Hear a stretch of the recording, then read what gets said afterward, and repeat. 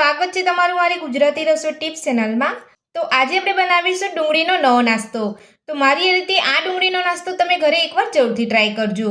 તો આ ડુંગળીનો નવો નાસ્તો ખાવામાં એકદમ સોફ્ટ અને ટેસ્ટી બનતો હોય છે। તો ચલો આપણે ડુંગળીનો નવો નાસ્તો બનાવવાનું શરૂ કરીએ। તો નાસ્તો બનાવવા માટે અહીંયા મેં 2 થી 3 ડુંગળીને લાંબી સાઈઝની અંદર સમારી લીધી છે। તો તમારે આ રીતે ડુંગળી સમારવાની છે।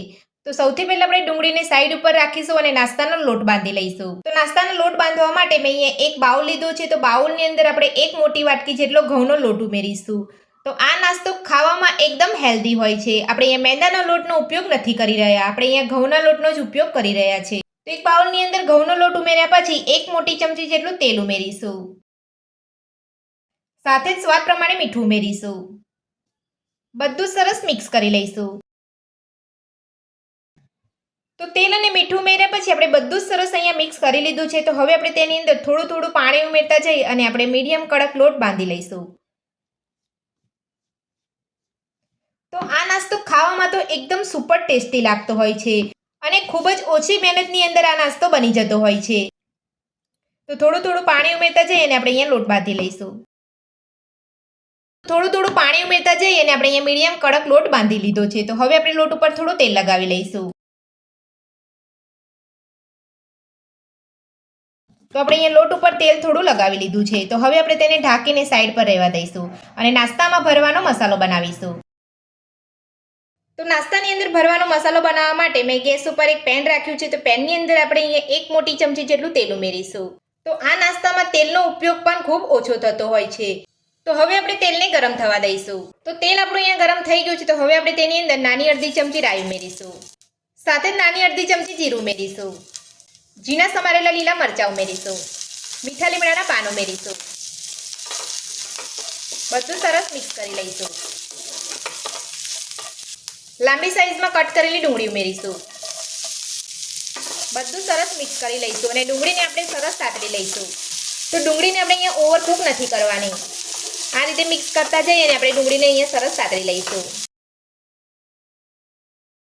તો ડુંગળી આપણી અહીંયા સરસ સતળાઈ ગઈ છે। તો હવે આપણે તેની અંદર મસાલા ઉમેરીશું। તો નાની 1 ચમચી જેટલું આપણે અહીંયા કાશ્મીરી લાલ મરચું ઉમેરીશું।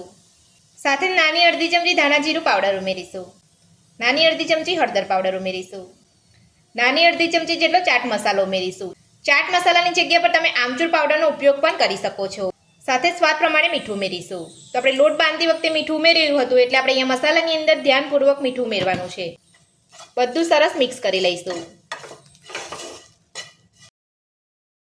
તો એકદમ સરસ આપણા નાસ્તાનો મસાલો બનીને તૈયાર છે। તો આ મસાલાની અંદર તમે લીલા ધાણા ઉમેરવા માંગતા હોય તો ઉમેરી શકો છો, મારી પાસે નથી એટલે મેં અહીંયા સ્કીપ કર્યા છે। તો બધું સરસ આપણે અહીંયા મિક્સ કરી લીધું છે। તો હવે આપણે ગેસની ફ્લેમ બંધ કરી લઈશું અને મસાલાને આપણે અહીંયા થોડો ઠંડો થવા દઈશું। તો નાસ્તાનો મસાલો આપણો અહીંયા સરસ ઠંડો થઈ ગયો છે। તો હવે આપણે તેને સાઈડ પર રાખીશું અને આપણે જે લોટ બાંધીને રાખ્યો હતો તે લઈ લઈશું। તો લોટ આપણો એકદમ સરસ અહીંયા સેટ થઈ ગયો છે। તો હવે આપણે તેમાંથી લુવા વાળી લઈશું।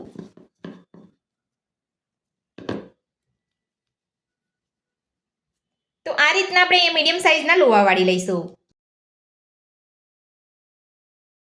તો બાંધેલા લોટમાંથી આપણે અહીંયા બધા જ લુવા કરી લીધા છે। તો હવે આપણે એક લુવો લઈ અને વણી લઈશું।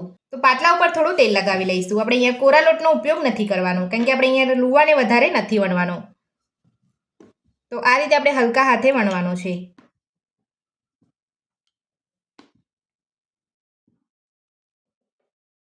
તો આપણે અહીંયા રોટલી વણી લીધી છે। તો આટલી મીડિયમ જાડી રાખવાની છે, આપણે વધારે પડતી પતલી નથી રાખવાની। તો હવે આપણે જે મસાલો બનાવીને રાખ્યો હતો તે ભરી લઈશું।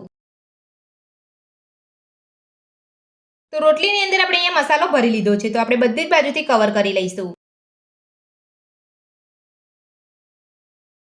અને ઉપર જે વધારાનો લોટ નીકળે છે એને આપણે કાઢી લઈશું।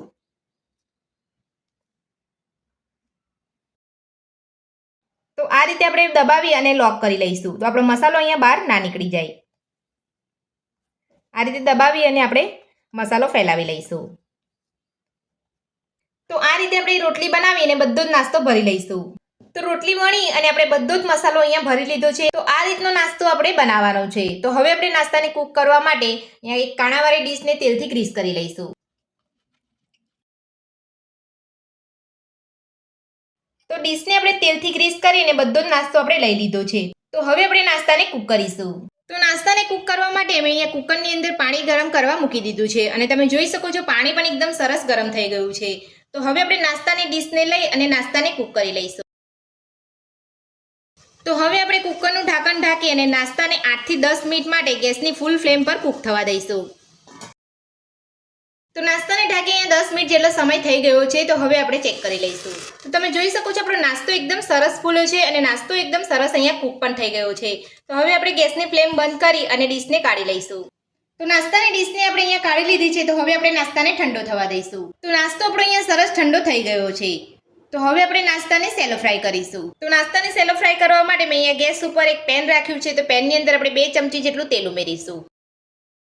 તેલને આપણે અહીંયા થોડું ગરમ થવા દઈશું. તો તેલ આપણું અહીંયા ગરમ થઈ ગયું છે. તો હવે આપણે તેલની અંદર નાસ્તો લઈ લઈશું. ગેસની ફૂલ ફ્લેમ પર જ આપણે નાસ્તાને અહીંયા સેલો ફ્રાય કરીશું. નાસ્તો આપણો અહીંયા થોડો સેલો ફ્રાય થાય એટલે બીજી બાજુ પલટાવી લઈશું. તો તમે જોઈ શકો છો એક બાજુ આપણો નાસ્તો અહીંયા સેલો ફ્રાય થઈ ગયો છે. તો હવે આપણે બધા જ નાસ્તાને પલટાવી લઈશું અને આ જ રીતે આપણે બંને બાજુ સેલો ફ્રાય કરી લઈશું. અને તમે જોઈ શકો છો એક બાજુ આપણે અહીંયા નાસ્તાનો કલર પણ એકદમ સરસ આવ્યો છે. તો હવે આપણે નાસ્તાને બીજી બાજુ સેલો ફ્રાય થવા દઈશું. તો બંને બાજુ પલટાવતા જઈને આપણે નાસ્તાને સેલો ફ્રાય કરી લીધો છે અને તમે જોઈ શકો છો બંને બાજુ એકદમ સરસ કલર આવ્યો છે.